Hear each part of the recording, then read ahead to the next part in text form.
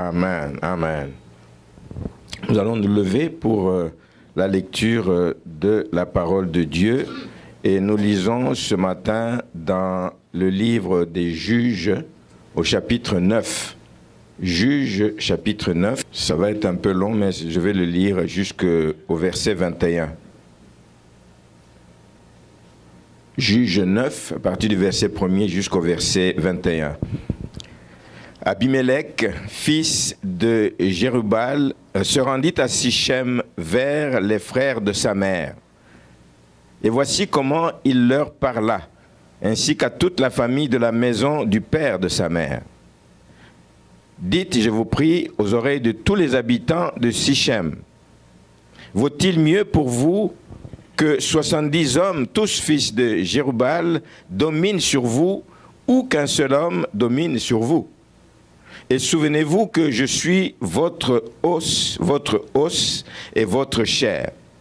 Les frères de sa mère répétèrent pour lui toutes ces paroles aux oreilles de tous les habitants de Sichem, et leur cœur inclina en faveur d'Abimelech, car ils se disaient, c'est notre frère. Voulez-vous répéter avec moi? C'est notre frère. C'est notre frère. Ils lui donnèrent 70 cycles d'argent qu'ils enlevèrent de la maison de Baal-Bérith.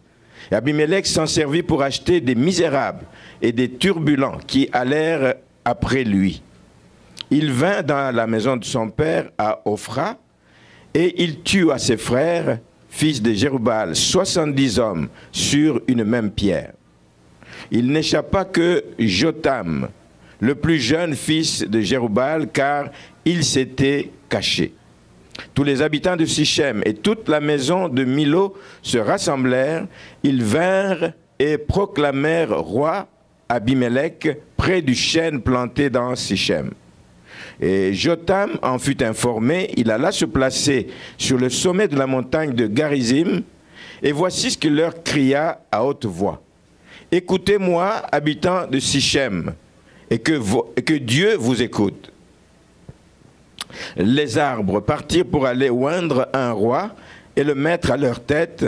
Ils dirent à l'olivier, « Règne sur nous. » Mais l'olivier leur répondit, « Renoncerai-je à mon huile qui m'assure les hommages de Dieu et des hommes pour aller planer sur les arbres ?»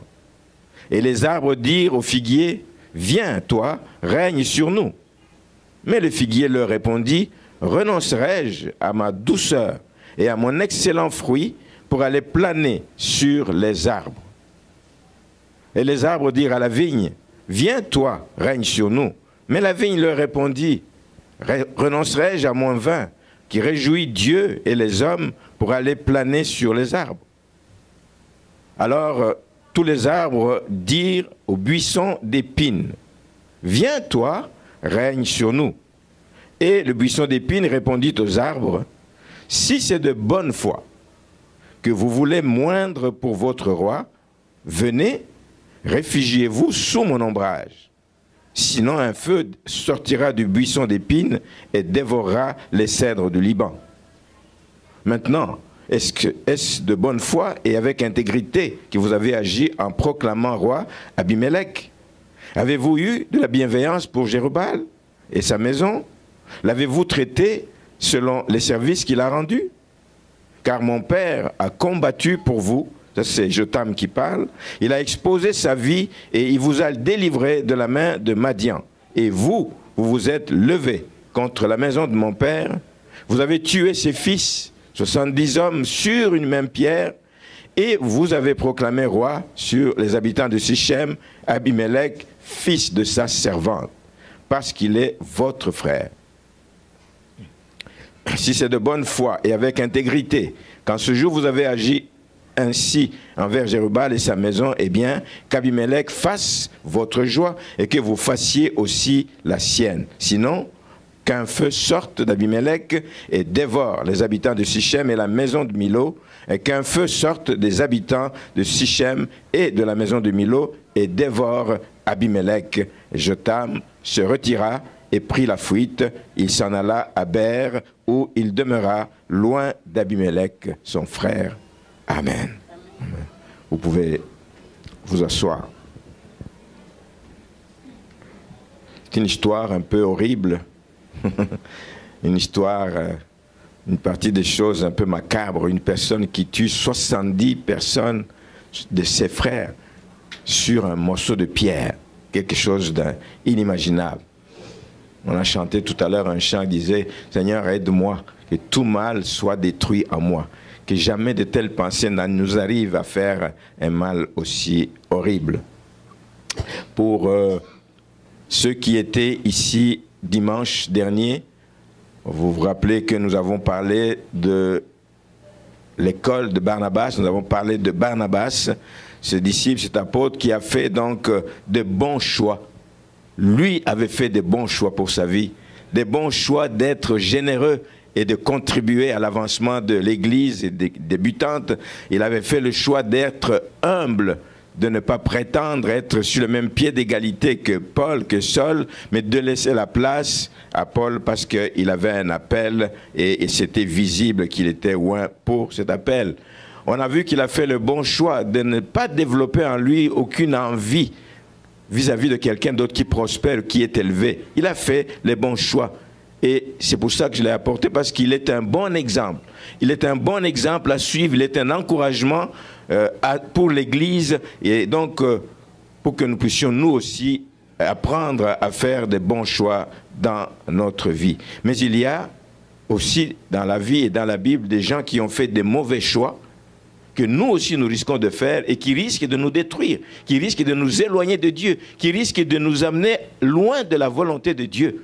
Voilà pourquoi on apporte des exemples pour voir le mal que d'autres ont fait, que nous ne puissions pas tomber dans le même piège. Et dans notre texte de ce matin, ça nous parle d'un homme qui a fait de mauvais choix, c'est Abimelech. Il a fait de très très mauvais choix. Des choix qui n'étaient pas poussés par l'amour de Dieu, qui n'étaient pas poussés par la louange qu'il voulait donner à Dieu, mais des choix qui étaient dictés par la louange que lui voulait avoir, la gloire que lui voulait s'arroger et s'attribuer alors qu'elle revient à Dieu. Il a fait des mauvais choix de nourrir en lui des mauvaises ambitions. Les ambitions sont bonnes dans la vie d'un enfant de Dieu, mais il y a des ambitions qui sont parfois démesurées, qui n'ont pas leur place et que nous ne devons pas entretenir en nous.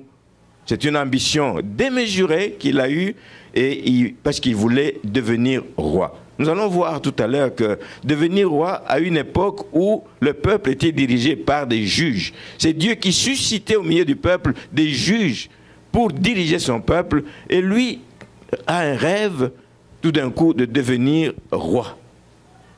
C'est une attitude qui va le conduire, nous allons le voir, à la ruine. C'est une attitude que Dieu n'agrée pas.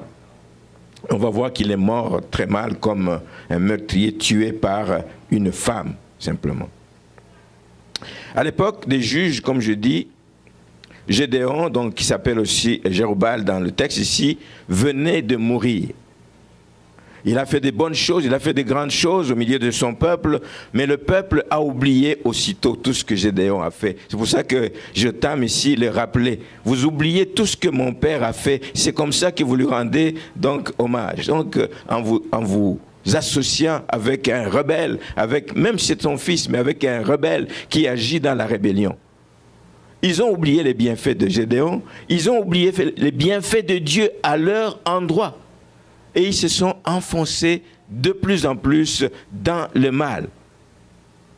Jérubal avait beaucoup de femmes. À l'époque, ils avaient beaucoup de femmes et il a pu avoir beaucoup d'enfants dans tous ces mariages, je sais pas ces mariages, dans toutes ces relations. Il a eu jusqu'à 70 enfants.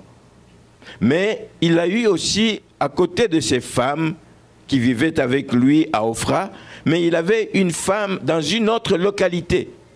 Il avait une femme dans la localité de Sichem, une concubine, qui a donné naissance à un fils qu'il a appelé du nom d'Abimelech. Et cet enfant a grandi donc avec sa mère, loin de ses autres frères, loin de la famille, de la grande famille de Gédéon, mais il a grandi avec les membres de la famille de sa mère. Vous pouvez imaginer que cet enfant savait que son père avait eu d'autres femmes, avait d'autres femmes, que son père avait eu d'autres enfants, mais que les autres vivaient en dehors de lui, il a commencé à développer de l'amertume, il a commencé à vivre des choses difficiles, il a commencé à nourrir une certaine aversion contre ses frères, hein, se disant qu'eux, ils sont certainement dans de meilleures conditions que lui et que lui est abandonné à son triste sort. Ça a développé l'amertume qui a fini, qui a débouché par une certaine colère envers ses demi-frères. Quand on nourrit ces choses, ça finit par produire toujours, comme il y a un texte qui dit de ne pas entretenir en nous les œufs d'aspic. Et il y a un passage comme ça. Si tu couves des œufs d'aspic en toi, qu'est-ce qui va en sortir? C'est une vipère. Une vipère qui va te piquer à un moment donné, une vipère qui va te faire de mal. C'est la même chose. Vous couvez le mal en vous, vous entretenez, vous nourrissez une certaine haine et il va vous pousser un jour à faire l'inimaginable, à faire des choses terribles, des choses horribles. Voilà un peu les méfaits de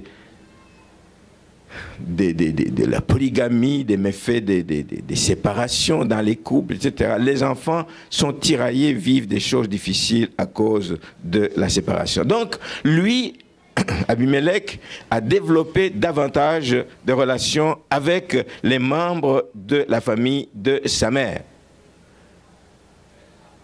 Et là, il commence à développer une ambition, je ne vais pas mourir comme ça, il faut que je devienne quelqu'un, il faut que quelque chose arrive dans ma vie et il faut que je devienne roi.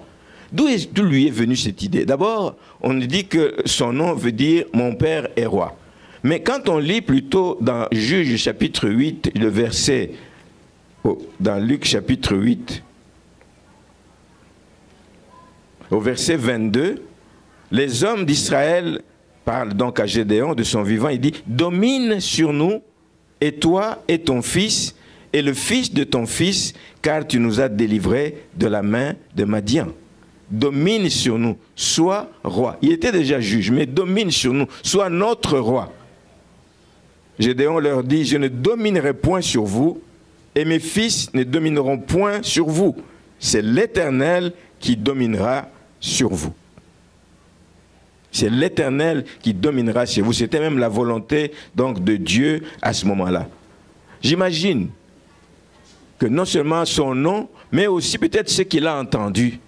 Pendant que ces hommes parlaient à son père, domine sur nous, toi et ton fils. Est-ce que c'est toi et ton fils? Et ton fils domine sur nous. Il a dû entendre ça. Et je dis, mais que les parents apprennent à faire attention à ce qu'ils disent en présence des enfants. Il y a parfois des choses qui sortent, c'est rien de méchant, mais il y a des choses que les enfants entendent qui peuvent développer en eux certains désirs, certains besoins qui ne sont pas toujours bien placés. Ici, peut-être que son fils a entendu, ah, mais le peuple avait demandé que notre père domine sur lui, donc il est mort, je peux prendre la place, je peux devenir roi. Il faut faire attention à ce qu'on dit en présence des enfants. Mais c'est bien beau tout ça de vouloir devenir roi, mais il faut une stratégie. Quelle méthode? Comment tu vas y arriver? Puisque ce n'est pas quelque chose qui se fait d'habitude. On sait que c'est l'Éternel qui va susciter habituellement quelqu'un pour remplacer le juge. Mais il va mettre en place, lui, une mauvaise stratégie. Une stratégie rempli d'erreurs. Rempli d'erreurs. Il veut devenir roi, comme je viens de dire, alors qu'en Israël, c'était dirigé à ce moment-là par des juges. Donc il veut déjà là aller à l'encontre de la volonté de Dieu pour ce moment. Il fait fi de ce que Dieu veut pour son peuple. Il fait fi de la volonté de son père également. Nous venons de lire ce texte dans le chapitre 8. De son vivant, son père a dit « Je ne veux pas, parce que ni moi, ni mon fils, personne ne régnera sur vous. Seul l'Éternel régnera sur vous. » Il veut faire fi de la volonté de son père.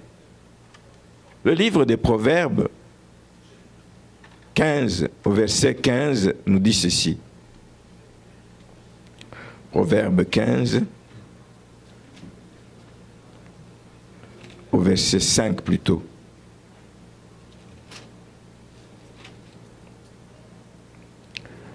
L'insensé dédaigne, ne fait pas cas ne fait pas attention, trouve peu important l'instruction de son père. L'insensé dédaigne l'instruction de son père, mais celui qui a égard à la réprimande agit avec prudence. Lui veut faire fi de l'instruction de son père, de la volonté de son père, de son vivant, et il va aller agir donc de manière tout à fait insensée. Alors là, évidemment, l'idée est toute faite, l'idée germe en lui, il la nourrit et il se lance forcément dans une certaine forme de propagande, évidemment, et il va aller rencontrer à ce moment-là donc les membres de la famille de sa mère. Et il fait une propagande justement pour devenir roi, pour que les uns et les autres puissent le coopter, pour qu'ils puissent avoir leur appui. Et nous allons voir donc comment il a procédé. Il va les voir en leur posant une question. Il dit, je vous prie, vous habitants de Sichem, vaut-il mieux pour vous que 70 hommes, tous fils de Jérubal, dominent sur vous ou qu'un seul homme domine? Il leur met comme la puce à l'oreille. Est-ce que vous avez besoin vraiment que 70 personnes dominent sur vous ou vous avez besoin d'une seule personne? Moi, je suis disponible, sous-entendu. Je suis là. Je suis là. Et puis, de plus, je suis os, comme on l'a dit, os.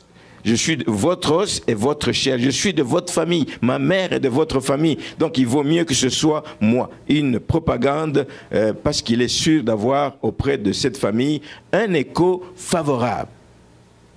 Et ils ont dit, mais oui, c'est notre frère. Oui, c'est vrai. C'est notre frère. Pourquoi nous irions chercher ailleurs? C'est notre frère. Mais est-ce que c'est la volonté de Dieu? Mais est-ce que c'est le choix de Dieu? Il peut être votre frère, mais est-ce qu'il a été choisi par Dieu? Est-ce qu'il a été appointé par Dieu?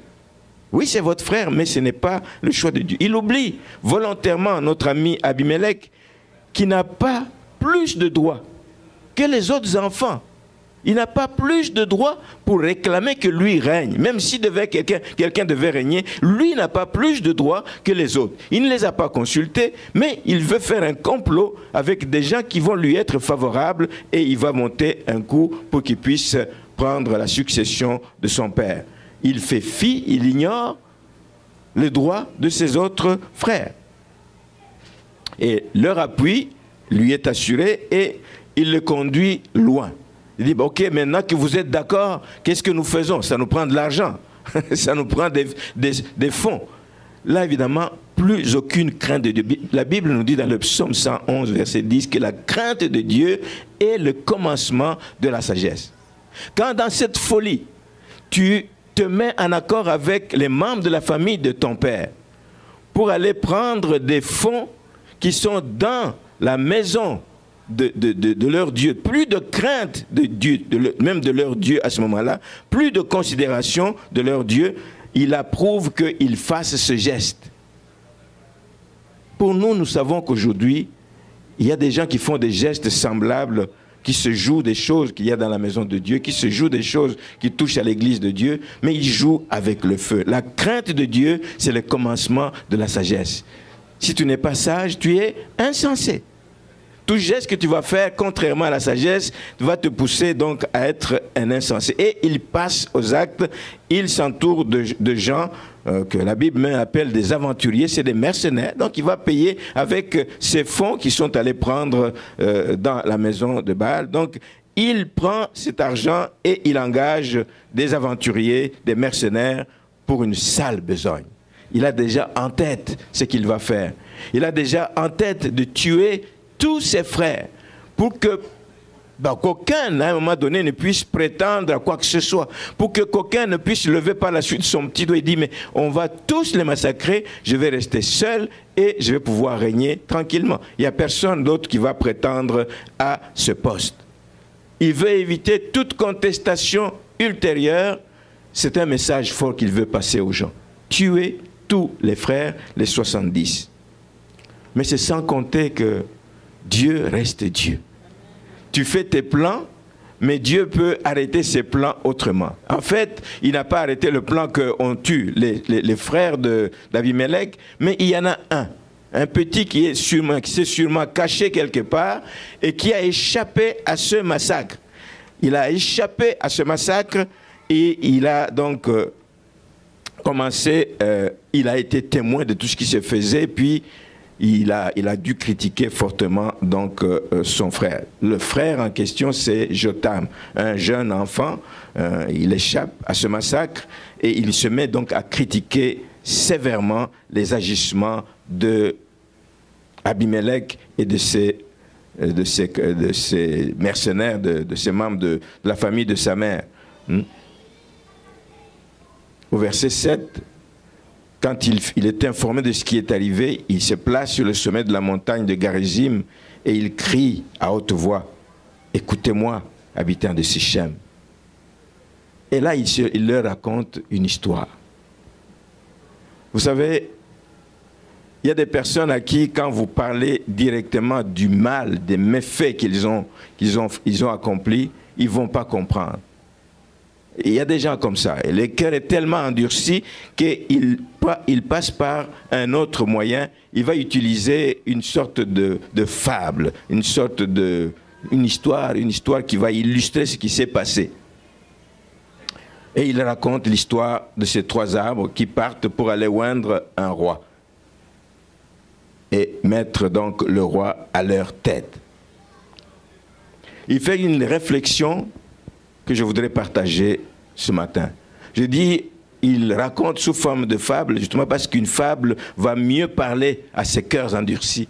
Une fable va mieux parler à travers cette petite histoire qu'il raconte, va donner donc, à travers une histoire qui est innocente, en apparence innocente, là, mais il va donc toucher le cœur de ces personnes, il va toucher quelque part leur mauvaise conscience. Dieu, Jésus-Christ, pendant sa vie sur terre, utilisait beaucoup aussi des histoires pour illustrer sa pensée. Vous savez aussi que lorsque David venait de commettre le péché avec Bathsheba et que ça l'a amené jusqu'à tuer la femme de tuer Uri, le mari de Bathsheba, Nathan, que Dieu a envoyé, et donc est allé raconter aussi une histoire. Voici comment Nathan a raconté à David. Il lui dit, je ne peux pas aller l'affronter comme ça, il va peut-être me renvoyer, il dit, c'est pas vrai ce que tu dis. Mais il a raconté cette histoire, il dit, Nathan vint à David, il y avait une ville, 2 hommes, l'un riche, l'autre pauvre. Le riche avait des brebis et des bœufs en très grand nombre. Le pauvre n'avait rien du tout qu'une petite brebis qu'il avait achetée. Il la nourrissait, elle grandissait chez lui avec ses enfants, etc. Ensuite, un voyageur arriva au verset 4 chez l'homme riche, c'est dans 2 Samuel 12, il a pris la brebis du pauvre et l'a apprêtée pour l'homme qui était... Et la colère de David, verset 5, s'enflamma violemment contre cet homme. On raconte une histoire qui parle de lui, mais il ne réalise pas encore que c'est lui. Mais il s'enflamme. Il dit, mais ce n'est pas possible. Il dit à Nathan, l'Éternel est vivant. L'homme qui a fait cela mérite la mort. Et il rendra 4 brebis pour avoir commis cette action. Et Nathan dit à David, tuez cet homme-là. Tuez cet homme-là. Je t'ai oint pour roi sur Israël, je t'ai délivré de la main. Et David était dans la confusion parce qu'il a réellement réalisé que ça ressemblait exactement. Tu n'as pas d'excuse, tu n'as pas de contre-argument à donner, tu reconnais et tu t'humilies. Donc, il utilise aussi une fable et nous allons voir quelques vérités que l'on peut tirer de cette fable. Des vérités qui vont nous instruire, des vérités qui vont nous aider. Parce que nous voyons que la sollicitation qu'il est allé faire, comme toute sollicitation que l'on peut faire, va toujours s'adresser. On va toujours s'adresser avant tout à ceux qui ont un privilège. Si tu veux faire front commun avec quelqu'un, tu vas toujours aller solliciter celui qui a un privilège, qui a quelque chose qu'il peut t'apporter, un avantage quelconque. Ici, on nous parle de 3 arbres qui reconnaissent qu'ils ont un privilège, et nous allons le voir. Chacun des arbres dit, je ne vais pas renoncer à mes privilèges pour aller me balancer au-dessus d'autres arbres. Ce n'est pas ça mon appel, ce n'est pas ça ma mission. Je connais ma mission, je connais mon appel. Je sais ce que Dieu attend de moi. Je sais celui qui m'a créé attend de moi et je veux rester dans cette mission. Donc, les sollicitations malveillantes souvent, vont s'adresser toujours à ceux qui ont un privilège. Les trois arbres cités donc reconnaissent effectivement ce que Dieu a mis en eux, et ce sont des arbres qui n'ont pas été choisis évidemment au hasard. Pour l'histoire et pour les gens de cette époque, ils sont utiles, c'est des arbres vraiment utiles dans la société, c'est des arbres utiles également à Dieu. D'abord, on nous parle de l'olivier. L'olivier, qui est un arbre parmi les plus anciens, donc en Israël, l'olivier qui produit de l'huile. L'huile peut avoir beaucoup d'usages. L'huile soigne, l'huile peut aider à préparer à manger, l'huile, etc. Il y a beaucoup d'usages pour l'huile. L'huile sert aussi pour l'onction. L'huile sert aussi pour des sacrifices que l'on offre à Dieu. L'huile a beaucoup d'usages. L'huile est utile. Nous aussi, nous avons en nous ce qui est symbolisé par l'huile, c'est le Saint-Esprit qui constitue pour nous la source de puissance. Sans le Saint-Esprit, nous ne pouvons rien. Sans le Saint-Esprit, nous allons nous tromper, nous allons marcher dans toutes les directions. Il est le meilleur conseiller qui puisse exister. C'est un privilège que nous avons d'avoir avec nous le Saint-Esprit comme conseiller. Ils choisissent l'olivier, mais l'olivier dira, comme tous les autres arbres diront, je ne vais pas renoncer, moi, à ce qui réjouit le cœur de Dieu. Je ne vais pas renoncer à toute l'utilité que j'ai, même pour les hommes, pour aller me balancer. Ce n'est pas ça mon appel. Premier arbre, c'est l'olivier. Le deuxième arbre, c'est le figuier. On choisit encore un autre arbre qui a une signification importante dans la vie d'Israël. C'est un arbre commun, répandu en Israël, qui produit un bon fruit. Ce fruit qui est une nourriture de base justement au peuple d'Israël à cause de la douceur des figues, une saveur succulente que ces produits donnent. Donc c'est l'image des œuvres, de ce que nous produisons à partir de notre foi. Notre foi doit produire des œuvres parce qu'une foi sans les œuvres est une foi morte. Nous avons aussi des fruits à produire qui ne doivent pas servir pour aller faire du mal, mais des fruits que nous avons doivent servir pour glorifier Dieu, pour faire avancer l'œuvre de Dieu, pour aider le peuple de Dieu, etc. etc. Le troisième arbre que nous voyons dans l'histoire de Jotham, ici, c'est la vigne.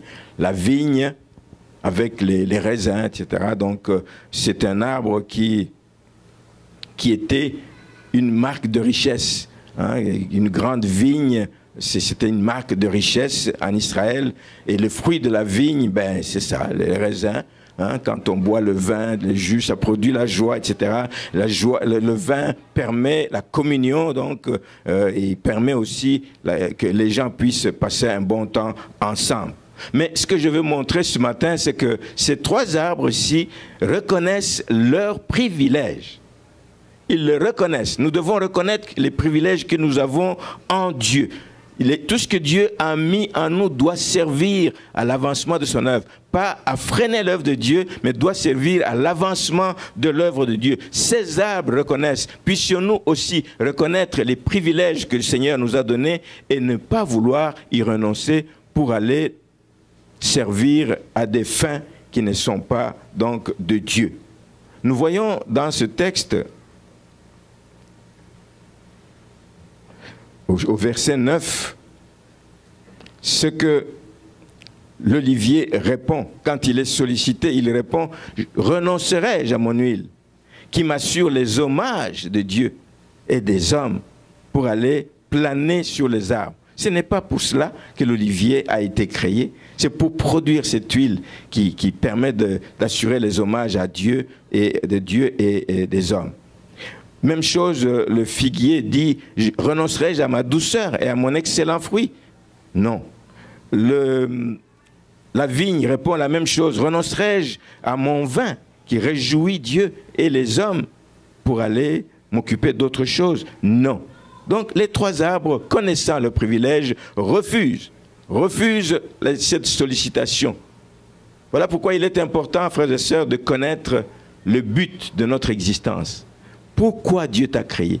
Pourquoi Dieu t'a mis sur cette terre? Pourquoi Dieu t'a envoyé à l'Assomption? Pourquoi Dieu t'a mis dans telle famille? Pourquoi Dieu t'a donné tel don, tel talent? Pourquoi Quelle est la raison d'être de ton existence pour que tu ne te laisses pas influencer par des gens qui sont mal intentionnés? On ne connaît pas toujours les motivations des gens qui peuvent nous solliciter. On ne les connaît pas toujours. Ça peut être caché. Le cœur de l'homme est tortueux, il est caché. On ne sait pas toujours ce qui se cache, ce qu'il y a derrière. On ne le sait pas toujours. On ne doit pas se laisser bercer, se laisser berner, se laisser influencer par la louange des hommes. Elle ne dure qu'un temps. Elle ne dure qu'un temps. J'aime donner l'exemple de Jésus-Christ. Il est venu à Jérusalem quand il a fait son entrée triomphale dans Jérusalem. Il a été acclamé, les gens ont chanté, les gens ont mis leurs vêtements pour qu'ils puissent marcher dessus, mais ça n'a duré que quelques jours. La louange des hommes, elle est limitée. La louange des hommes, tu n'en connais pas les motivations. Peut-être qu'il y a des calculs derrière cette louange, mais tu ne le sais pas. Ne te laisse pas influencer par la louange des hommes et par les sollicitations malveillantes. Quand on ne le connaît pas,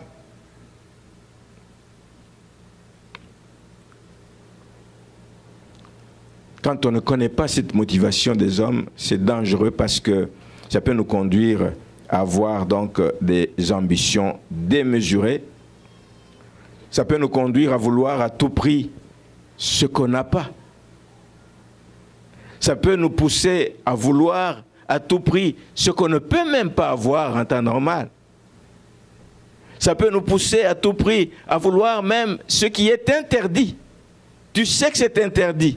Mais une ambition démesurée va te dire, non, je veux l'avoir et par tous les moyens, je vais l'avoir. C'est exactement ce qui se passe dans le cœur d'Abimélec. Je veux être roi. Et peu importe les moyens que je vais utiliser, je vais être roi. Puisque j'ai l'appui de ces hommes, puisque ces hommes m'encouragent dans cette voie et me disent, c'est notre frère et qu'ils sont avec moi, je vais y aller. C'est très, très dangereux. Ça peut t'amener à passer à côté du but de ton existence et à faire ce que Dieu n'approuve pas du tout dans ta vie. La deuxième chose que j'aimerais faire remarquer ce matin ici, c'est que lorsque l'objet que tu vises, l'objet de ta convoitise, n'est pas satisfait, si tu n'arrives pas à le rencontrer, si tu n'arrives pas à obtenir ce que tu veux avoir et que le désir demeure en toi, le désir est toujours fort en toi, ce qui risque d'arriver, c'est que tu risques de faire des alliances pour arriver à tes fins. Des alliances contre nature. Tu risques de faire des alliances qui sont contraires à la volonté de Dieu. Et ça, c'est un risque qui nous guette tous. Qui nous guette tous si nous laissons en nous mûrir, grandir des choses qui risquent de nous amener loin des voies que Dieu nous appelle. C'est la même chose quand on est aveuglé. On va aller jusqu'au bout de notre entêtement. Quand on est aveuglé, on va aller jusque même au désespoir. Et c'est ce qui est arrivé donc à ces arbres. Les 3 arbres sollicités refusent l'offre et puisqu'il faut arriver à ce dessein, il va faire une alliance contre nature et il va aller solliciter, nous l'avons vu dans ce texte, un buisson d'épines. Un buisson, vous savez que c'est tout petit et on lui demande d'aller se bercer, planer sur les arbres. Alors imaginez, je ne sais pas par quelle gymnastique, il va être déraciné. C'est vraiment une idée, ça ne tient pas debout. Ça ne tient pas debout. Mais le buisson d'épines dit, mais tiens, ce n'est pas une mauvaise idée. Ce n'est pas une mauvaise idée. Il va mordre à l'idée. Il va dire, ah oui, ce n'est pas une bonne idée. Je vais aller, tous ces arbres vont être soumis à moi, sans savoir comment. Amen. Le buisson d'épines oublie que ce n'est pas un arbre. Hein? Il oublie qu'il ne peut pas produire d'ombrage, parce que dans l'offre, on dit, au verset 14, alors tous les arbres dirent au buisson d'épines, viens toi, règne sur nous. Et le buisson d'épines répondit, si c'est de bonne foi que vous voulez moindre pour votre roi, parce qu'il ne comprend pas comment on peut lui offrir faire une telle offre. Il dit, venez, réfugiez-vous sous mon ombrage. Des arbres qui vont se réfugier sous l'ombrage, imaginez comment ça se fait. Il faut les déraciner, les coucher à terre, je ne sais pas. Venez, réfugiez-vous sous mon ombrage, sinon un feu sortira du buisson d'épines et dévorera des cèdres du Liban. C'est une alliance contre nature. L'épine, le buisson d'épines ne peut pas produire d'ombrage. Il n'est pas un arbre pour commencer. Au contraire, si vous vous en approchez plus, ben, il va vous piquer, il va vous faire mal, il va vous blesser. Le buisson d'épines est inutile dans ce cas-ci. Il est même dangereux, frères et sœurs. Et ça, c'est l'image des chrétiens qui viennent à l'église pour des objectifs inavoués. Inavoués. Il y a des gens qui viennent à l'église pas pour chercher Dieu. Ils viennent à l'église pour chercher soit une bénédiction, soit pour rencontrer une personne, soit ils viennent à l'église pour nuire, tout simplement. Il y a des gens qui ont le plaisir. J'ai vu il y a quelques années dans une église quelqu'un qui venait et il s'assoyait toujours au fond, la chaise du fond.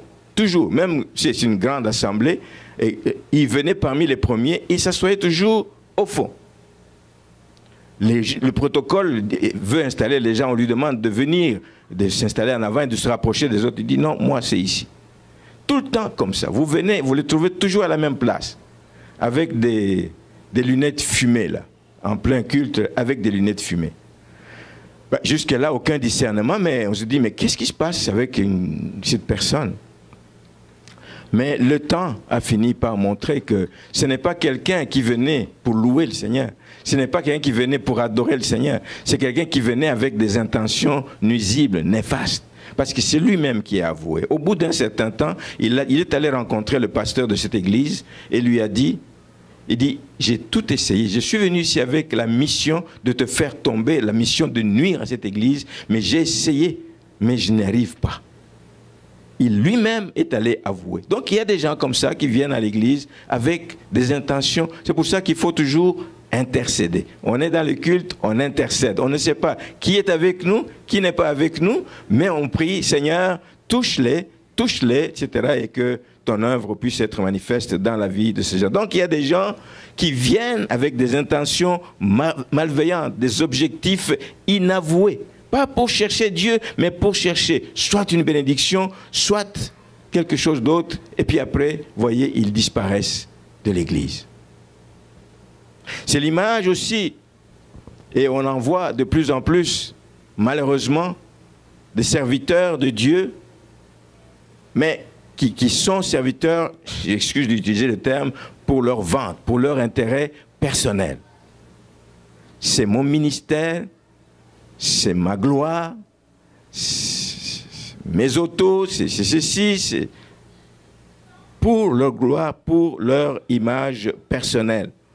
Ils recherchent plus l'honneur, ils recherchent plus la gloire, ils recherchent plus l'aisance matérielle à travers le ministère, mais le soin des brebis n'est pas du tout leur affaire. Pourtant, le Seigneur leur demandera des comptes.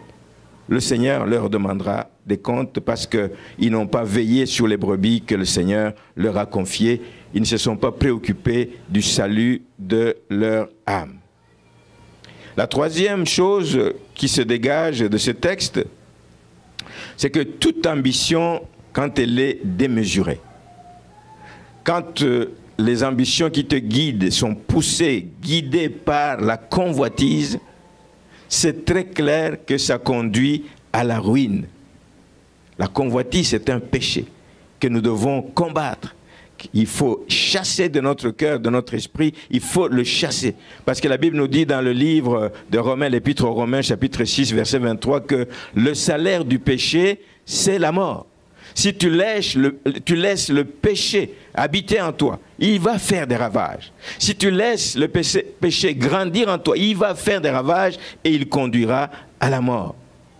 Dans le cas d'Abimelech, pour revenir à Abimelech, l'histoire nous montre que ce que Jotam a annoncé, la prophétie qu'il a annoncée, la fable qu'il a annoncée, n'a pas tardé à s'accomplir. Ça n'a pas tardé à s'accomplir.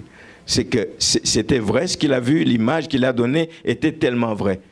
La Bible nous montre donc au verset 22 de ce même texte, on ne l'a pas lu mais je vais y aller, que peu de temps après que Jotam ait parlé, il s'est retiré, il a pris la fuite en public. La Bible dit au verset 22 qu'Abimelech avait dominé 3 ans seulement sur Israël. C'est pas beaucoup. 3 ans sur Israël. Alors Dieu envoya un mauvais esprit entre Abimelech et les habitants de Sichem. Les mêmes mercenaires, les mêmes personnes qu'il avait encouragées, ceux qu'il considérait comme notre frère, qu'il le considérait comme notre frère. Il envoie un mauvais esprit entre Abimelech, le feu dont on a parlé, et les habitants de Sichem, et les habitants de Sichem furent infidèles à Abimelech. Ceux qui l'ont porté au pouvoir, 3 ans après, se détournent contre lui, ils se rebellent contre lui, ils se révoltent contre lui. Le peuple de Sichem lui devient infidèle. Lui devient infidèle. Voilà pourquoi la Bible nous dit dans Jérémie 17, le verset 5, « Malheur à l'homme, maudit soit l'homme qui se confie dans l'homme. » Maudit soit l'homme qui se confie dans l'homme.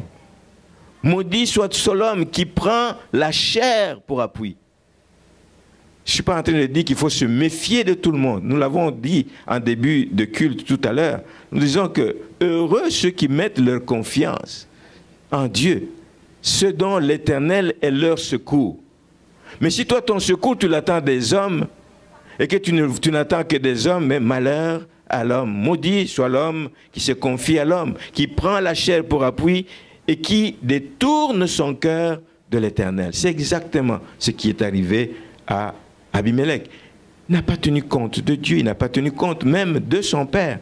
Et nous venions de lire cet autre texte, justement, qui montre que un enfant qui ne prend pas en considération son père dans le livre des Proverbes, nous l'avons dit, chapitre 15, verset 5, l'insensé dédaigne l'instruction de son père, et nous savons que ça conduit absolument à la destruction. Donc, premier élément qui arrive, pas longtemps après qu'il soit installé roi, ses frères, les mêmes qui l'ont porté au pouvoir, se détournent, se révoltent et lui sont infidèles.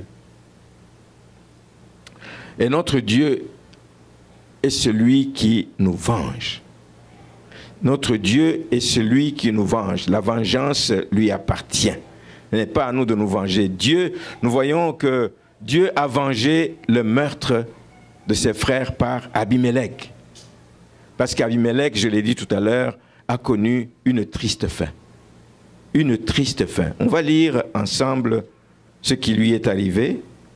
Non seulement que les gens l'ont abandonné, ils se sont rebellés contre lui, mais on va plus loin, à partir du verset 50, on voit que Abimelech marcha contre Thébetz, il assiégea Thébetz et s'en empara, et il y avait au milieu de la ville une forte tour où se réfugièrent tous les habitants de la ville, hommes et femmes. Ils s'y enfermèrent et montèrent sur le toit de la tour. Abimelech parvint jusqu'à la tour. Il l'attaqua et s'approcha de la porte pour y mettre le feu. Il veut mettre le feu. C'est un homme qui avait un cœur, je ne sais pas comment. Il veut mettre le feu là où la population là, de cette ville de Thébetz qui était assiégée, la population se réfugie donc au milieu de cette tour et lui dit, mais la meilleure façon de faire, bon, ok, on va l'attaquer et puis on va y mettre le feu. Mais l'homme propose, c'est Dieu qui dispose, hein? Lui, il a fait son plan, mais Dieu ne le laisse pas arriver au bout de ses plans. Avant qu'il n'arrive à faire cela, une femme, au verset 53, alors une femme lança sur la tête d'Abimelech un morceau de meule de moulin. Ça doit être un morceau lourd, là, de meule de moulin. Et il lui brisa le crâne. Aussitôt, Abimelech, voyant ce qui lui arrive, il appela le jeune homme qui portait ses armes, son porteur d'armes, et il lui dit, « Tire ton épée et donne-moi la mort, de peur qu'on ne dise de moi, c'est une femme qui l'a tué. » Quelle triste fin. Tué par une femme, et il en a même honte. Il en a même honte. Lui qui avait une armée autour de lui, lui qui avait des hommes forts autour de lui, lui qui était roi, lui qui se croyait fort,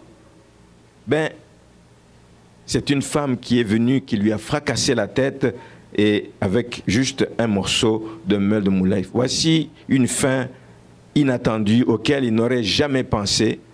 Il a tué les autres sur un morceau de pierre, mais on l'a tué aussi avec un morceau de pierre et une fin tragique. Et je termine avec ça, bien-aimé, en vous disant que l'être humain est comme ça. le cœur de l'homme a toujours, il a soif, il est assoiffé de louange, veut recevoir la louange. Oui, j'aime bien recevoir la louange, mais j'aime bien recevoir la louange venant de Dieu, par exemple. Que Dieu me loue, amen, ça c'est bon. Que Dieu me loue, mais qu'un homme me loue, ben, je ne suis pas très sûr. L'homme est assoiffé de louange. Nous devons faire attention quand on est encensé beaucoup. C'est les mêmes personnes qui vous encensent, c'est les mêmes personnes qui vont être les premiers pour vous trahir et vous laisser tomber. Le cœur de l'homme a soif de pouvoir. On veut le pouvoir. On veut paraître plus fort que les autres. On veut être supérieur aux autres. On veut être au-dessus des autres. Il a soif de pouvoir. L'être humain a soif de s'enrichir. Voici des choses qui nous habitent tous. Cette soif existe, mais nous devons la gérer. Nous devons arrêter certaines choses parce que ça peut nous pousser loin. Ça peut nous pousser à vouloir des choses que Dieu ne veut pas nous donner, n'est pas prêt à nous donner tout de suite, mais parce que nous avons soif, tellement soif de ça, et que nous nourrissons cette soif, mais ça peut nous pousser faire loin, aller loin. L'homme a soif de commander. Mais ce que nous devons faire, c'est pas mauvais d'avoir une soif. C'est pas mauvais d'avoir des ambitions. Mais il faut toujours soumettre nos ambitions à la volonté de Dieu.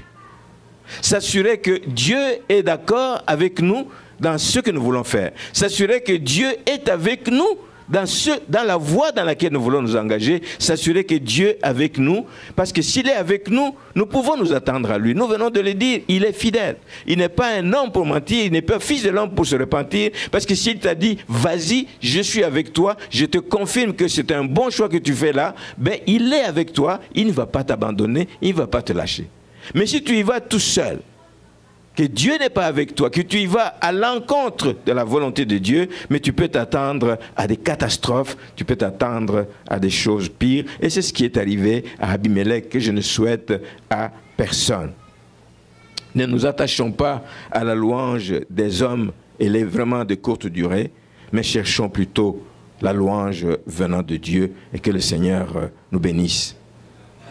Je n'ai pas donné le titre du message, c'est la parabole de Jotham. La parabole de Jotham. Que le Seigneur vous bénisse et que cela nous parle et que cela nous aide, nous aussi, à savoir faire de bons choix. C'est important de faire des bons choix parce que les bons choix dans notre vie vont nous assurer jusqu'où nous pouvons aller dans le Seigneur. Les bons choix dans notre vie vont nous assurer d'avoir du succès ou d'avoir de l'échec. Les bons choix dans notre vie vont nous assurer que nous pouvons faire des pas jusqu'au bout et nous ne sortirons jamais de la mission que le Seigneur nous a confiée, savoir faire de bons choix. Nous avons le Saint-Esprit avec nous, c'est le conseiller par excellence que Dieu nous a donné. Il est avec nous, il nous parle. Il nous instruit, nous dit le psaume 32, verset 8, il nous instruit, il nous conseille, il nous montre le chemin à suivre. Alors, puissions-nous obéir à la voix du Saint-Esprit et nous aurons du succès et nous ne connaîtrons pas des tristes sorts comme celui de Abimelech. Que le Seigneur vous bénisse. Amen.